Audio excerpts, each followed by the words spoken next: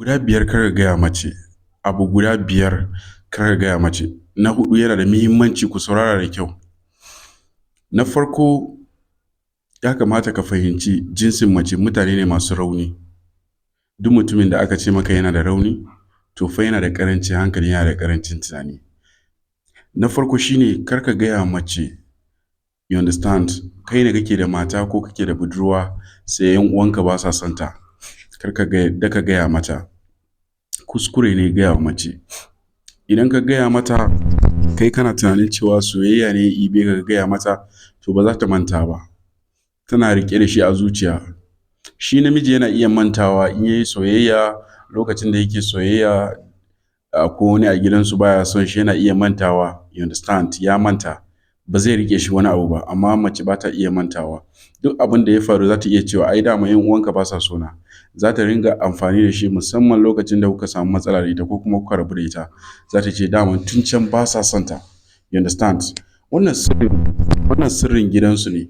Bai kamata a ce sirrin gidanku ne. Bai kamata a ce shauƙin soyayya ya ibe ka kaje kana gaya wa matarka ko budurwanka cewa akwai wani a gidansu ko mutanen gidanku ba sa son su. Wannan kuskure ne babba da maza suke yi, you understand. Yawanci maza soyayya ne, shauƙin soyayya yake iban su sai ya gaya mishi duk wani abun da ya faru a soyayyan shi.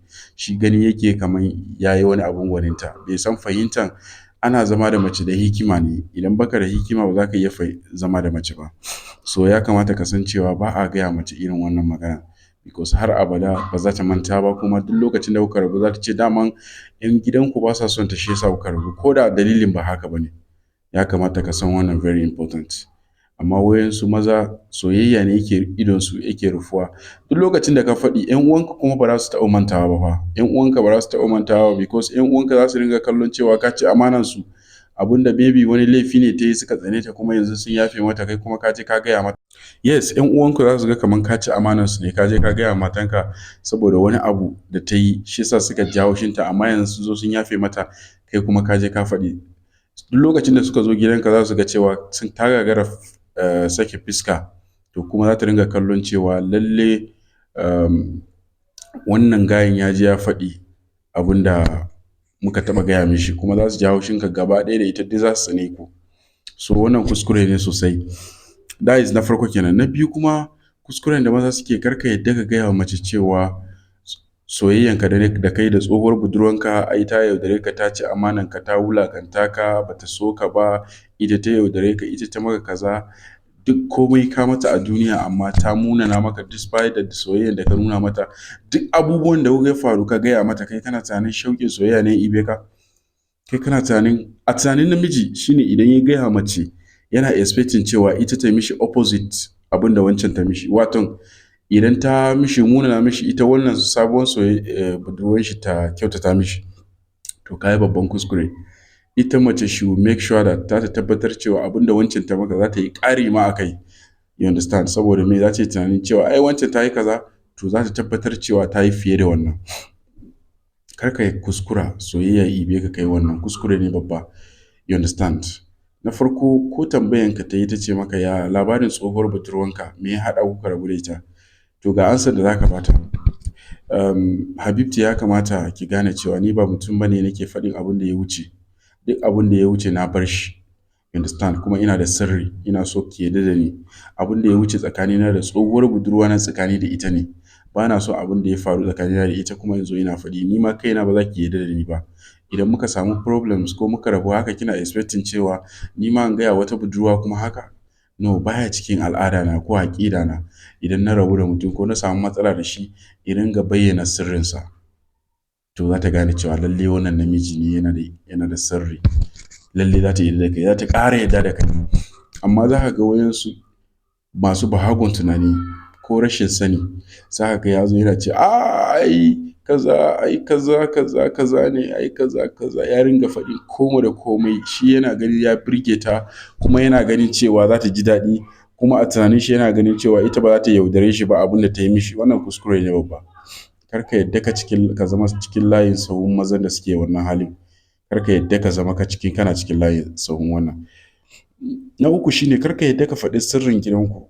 Sirrin gidanku. Duk wannan kasan sirrin gidanku ne wanda zai zama rauninka. duk wannan wanda kasancewa sirrin gidanku ne zai zama sirrin gidanku, kuma an faɗi zai maka zafi kuma zai wa 'yan uwanka zafi. Wannan kar ka yadda ka faɗi wa budurwanka. Kar soyayya ya ringa ibanka kana faɗi wa budurwanka, kana tunanin wannan sirri ne, kar ka yadda ka faɗi. You understand? Duk abin da ya shafi familinka ka girmama su, suna da muhimmanci a rayuwanka. You understand? Kar soyayya ya ringa ibanka. You understand? Ya fi dacewa ita ta sani, ta ji ta yi bincike ta sani, ko kuma amma kai ka ringa faɗi ba komai za ka faɗi ba. Wani abu za ka faɗi amma ba komai. Duk abin da kasancewa zai maka ciwo ko zai maka zafi ko zai wa 'yan uwanka zafi, kar ka yadda ka ɗauka ka ringa faɗi wa masoyiyarka, because she will use it against you. Wayansu mata suna using, za su yi amfani da shi ran da kuka samu matsala da ita. You understand? Ko kuma ta rabu da kai. Mutumin da yake faɗa ma akan tsakanina da ni yana faɗa da 'yan uwansa akan ni. Mutumin zai iya faɗa, mutumin da ya faɗa da maman shi ma akan ni, waye ba zai faɗa da ita ba? Kun rabu da ita ta ji ta faɗi haka. Ba abin da ya shafi mace. You understand? Ran da kuka rabu da ita ta faɗi wani abubuwan da ma bai kamata ya faɗi ba. Ba dukansu ba, amma ina faɗin yawanci ne. So wannan kuskure ne babba wanda maza suke yi. You understand?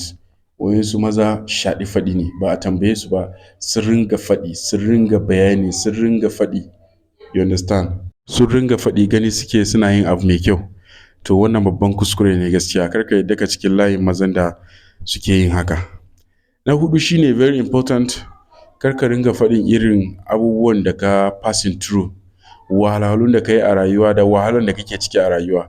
Wayansu maza yana gani cewa idan ya faɗi damuwansa wa mace, yana ga kamar za ta jinjina mishi, za ta kwantar mishi da hankali, za ta damu da abin da ya dame shi. Zai ringa cewa ina cikin wahala, ina cikin rashin kuɗi, yanzu haka ko an kore ni a aiki, ko ina cikin matsala. You understand? Ban da kuɗi, ai na taɓa shiga cikin matsala, ai kaza. Matsala, ka ringa faɗin matsala dai a rayuwanka. To wannan kuskure ne a gun mace. Yanda mace take tunani da yanda namiji yake tunani are two different things, abu ne daban. Duk lokacin da ka ɗauki matsalanka kana gaya wa mace, ita a tunanin mace za ta fara tunani, za ta ji a lokacin za ta tausaya maka, za ta yi comforting ɗinka, za ta tausaya maka.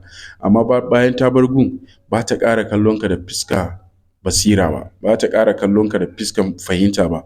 Za ta ringa kallonka namiji mai rauni, za ta ringa kallonka namijin da yake faɗin damuwarsa, za ta ringa kallonka namijin da ba zai iya ɗaukar ɗawainiyar shi ba. Yanzu yana cikin damuwa, to me yake so ya mishi? You understand? Me yake so ya mishi? Tunda yana cikin matsala, ai ba zai iya ɗaukan ɗawainiya na ba idan ya aure ni. Ba zai iya ɗaukan ɗawainiya na ba. Ba zai iya ɗaukan ɗawainiya ba. Tunda dai ba zai iya ɗaukan ɗawainiya, to me amfani soyayya da shi? To daga lokacin kuma za ka ga mace ta fara janye maka, ka rasa gane kanta. You understand? Duk abubuwan da take maka ta rage, because yanzu ka ba ta tunanin cewa ba za ka iya ɗaukan ɗawainiyarta ba. Kai kuma a tunaninka ba abin da kake nufi ba kenan. Kana nufin cewa ta ɗan jajinta maka, ta ɗan yi supporting ɗinka, ta goyi bayanka, ta ɗan yi comforting ɗinka, ta nuna tana tare da kai, ta kwantar maka da hankali. To wanda ake neman shawara a gunsa, ka je ka gaya abokinka wanda ka aminta da shi, ko kuma samu babanka ko wani mamanka ka gaya masa. Su ne za su yi comforting ɗinka. Matsalarsu matsalarka ne, matsalarka matsalarsu ne. You understand? Amma duk da abin da ya shafi budurwanka, wannan su they are not trained. Su always ya za ka bada, providing shine matsalarsu. Providing. Su matsala ba sa so ji matsala. Kullum solution. Ya za a samu solution din wannan? Ta ya za a samu wannan? Ta ya za ka biya mata bukata? Ta ya za ka, shine matsalanta. Matsalanka ba matsalanta ba ne. Ya kamata ka san wannan, very important. Idan kana da matsala, ka samu ɗan uwanka ka gaya mishi. Kar ka ringa gaya mace, wannan kuskure ne, matsala. Sai again, it's very important, shine kar ka ringa gaya mata nawa kake samu. In kana gaya mace nawa kake samu, za ta yi damuwanta gaba ɗaya za ta ɗaura wa kanka. Kai ne zaka, saboda me? Za ta ringa calculating cewa to ina ka kashe kaza ya kamata kaza yana kaza, ba ka ce kana da kaza ba? To za ta yi make sure that ta yi controlling din source of income ɗinka, kuɗinka nan gaba ɗaya ya koma hannunta. Saboda me? Ka gaya mata nawa kake samu. you understand. Kai dai kawai duk wani bukatunta in tana da wani bukatu ka samu ka yi, amma nawa ta kake samu kar ta sani, kar mace ta sani. Idan mace ta san source of income ɗinka akwai matsala gaskiya, za ta ɗaura matsalolinta gaba ɗaya. She don't mind, mace ya kamata ka sani, mace she don't mind cewa kuɗinka ya ƙare, kuma in ya ƙare za ta iya rabuwa da kai ta koma gun wanda yake da shi. She don't mind cewa ta ce ka siya wannan kuma kai ta ce ka siya kuma ka siya ya ƙare ba ruwanta. Ku yi subscribing YouTube channel.